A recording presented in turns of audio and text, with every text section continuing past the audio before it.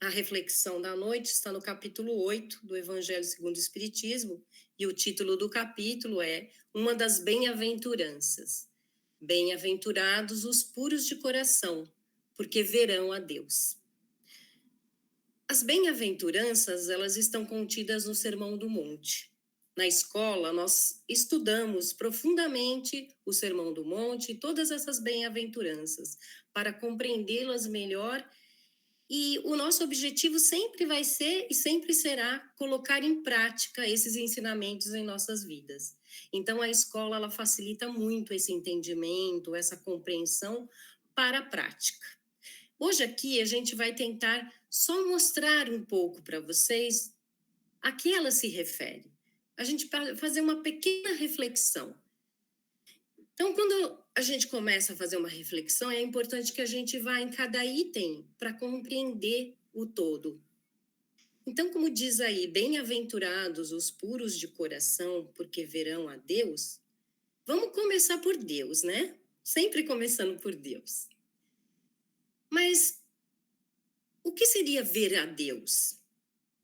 Lá na primeira pergunta do Livro dos Espíritos, Kardec fez a seguinte pergunta para os espíritos superiores: que é Deus? Ele não falou quem é Deus e nem falou o que é Deus. Ele falou que é Deus. Por quê? Porque se ele perguntasse quem, seria uma pessoa. Se ele perguntasse o que, ele já estaria direcionando que é alguma coisa. E como ele não sabia, e a gente continua não sabendo, na verdade, né? Ele falou que é Deus. E a resposta dos espíritos foi a seguinte: inteligência suprema, causa primária de todas as coisas. Então, segundo a resposta dos espíritos superiores, Deus é a causa primária de tudo e de todos. Nós todos nos originamos de Deus. Tudo que existe foi criado por Ele. Ele é a causa. Nós somos efeitos. Então, vamos lá.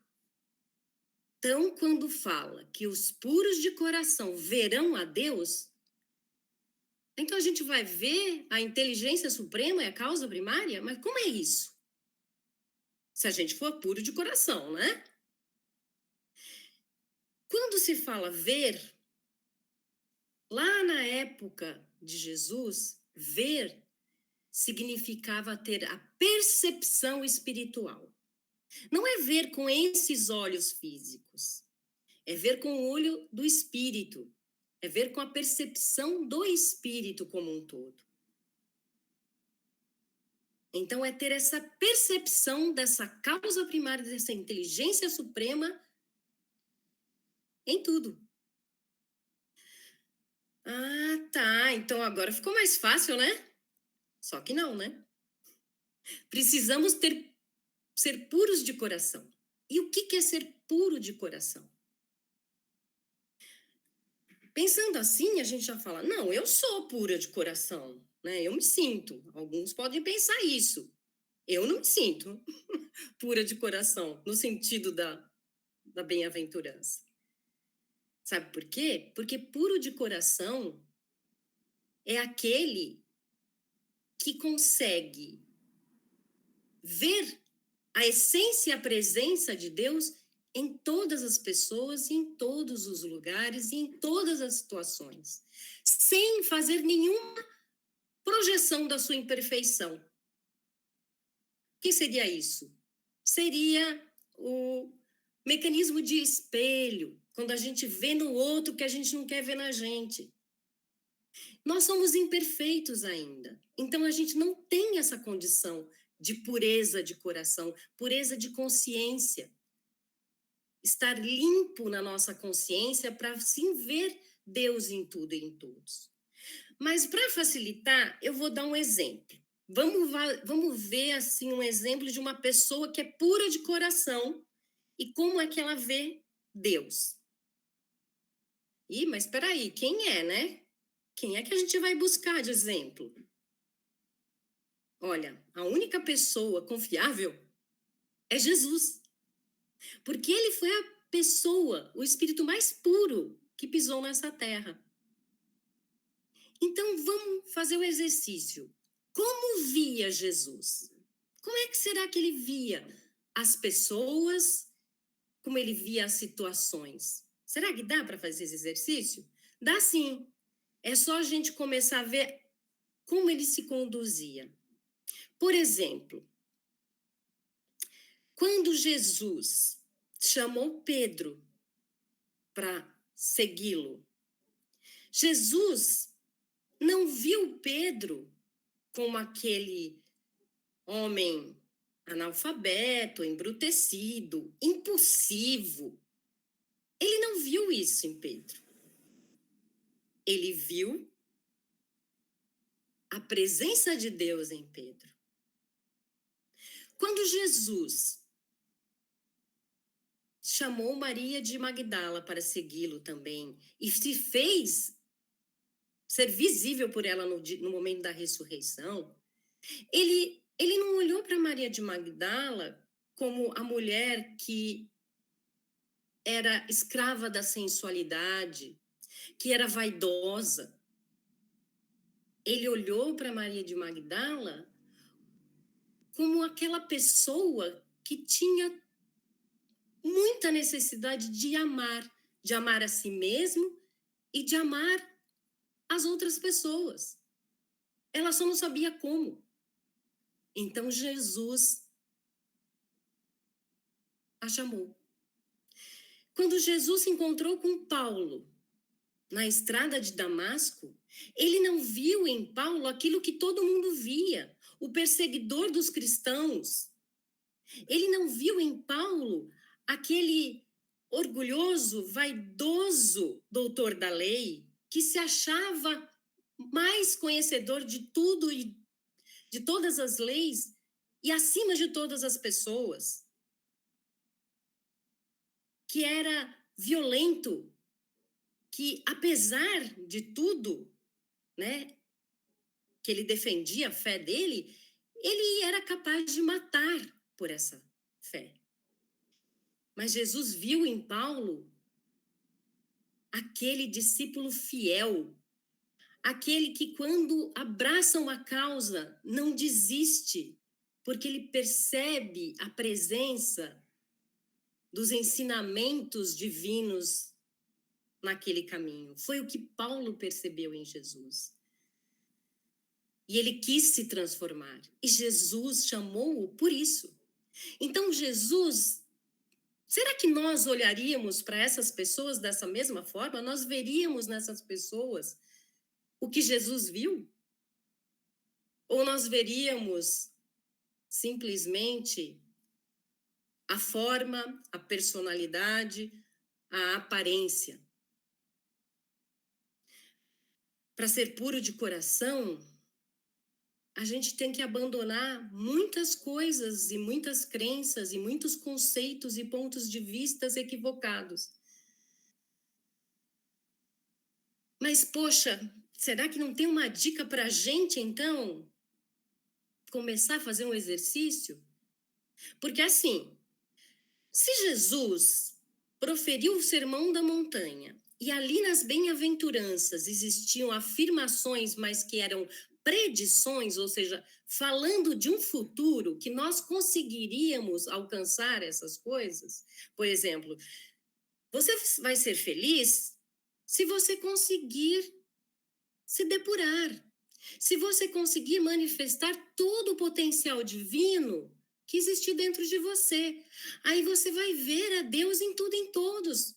Porque você viu em você, você construiu em você, você manifestou o reino de Deus em você. Então, automaticamente, você vai ver fora. Você vai começar a ver em todas as pessoas, em todas as situações. Era isso que ele estava dizendo. As bem-aventuranças todas são previsões e, com certeza, né, são verdades que acontecem para aqueles que buscam isso. Se a gente acreditar que não é possível, é porque a gente não acredita, então, em que Jesus disse. né? Se a gente achar um absurdo, eu, bem-aventurado por ser puro, será que um dia eu vou ser? Claro que vai. É só se esforçar, porque é uma tarefa nossa, não é de outra pessoa. Ninguém vai nos tornar puros, ninguém vai nos tornar pacificadores. Não, somos nós. Nós que temos que buscar isso.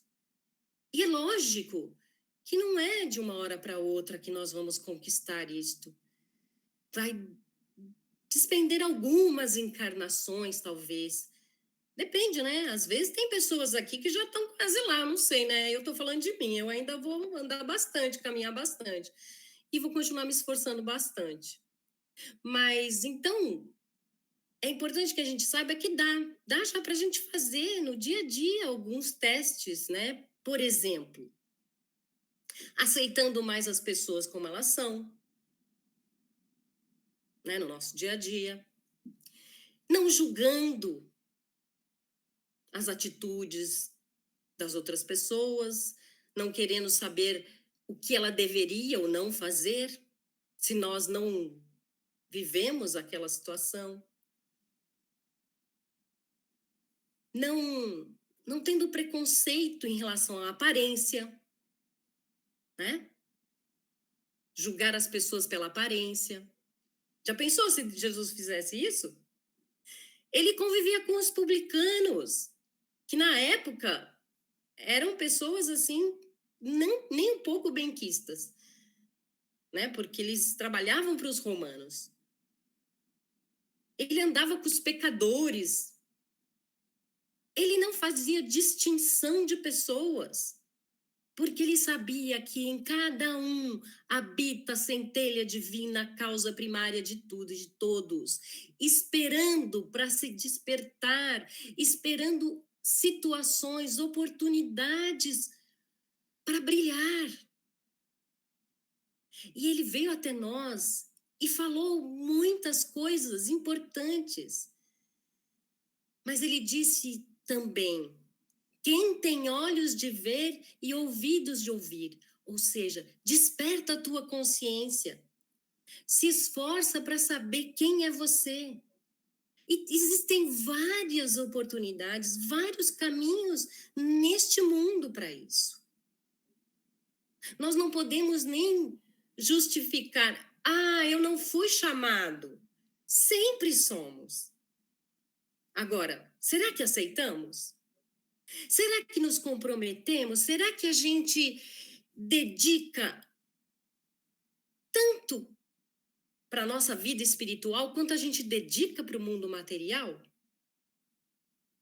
Outro dia eu participei de uma reunião que fizeram essa conta de quantas mil horas nós dedicamos para a matéria. E às vezes a gente não quer dedicar 15 minutos para o evangelho no lar. Como é que a gente vai despertar tudo isso? Pode até despertar, com certeza. Todos nós chegaremos lá. Nenhuma ovelha se perderá, disse Jesus. Mas, às vezes, é a base de sofrimento e de dor.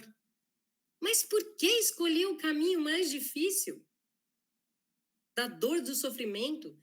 Se a gente pode fazer o caminho que é mais fácil. Aí vocês vão falar, não é mais fácil.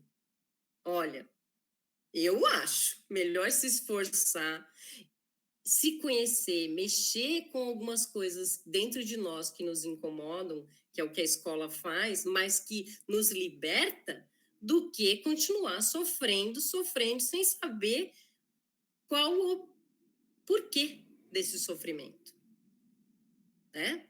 Então, a nossa tentativa é buscar a todo momento, a cada dia, dentro dessa bem-aventurança, olhar o outro com os olhos que nós gostaríamos que nos olhassem.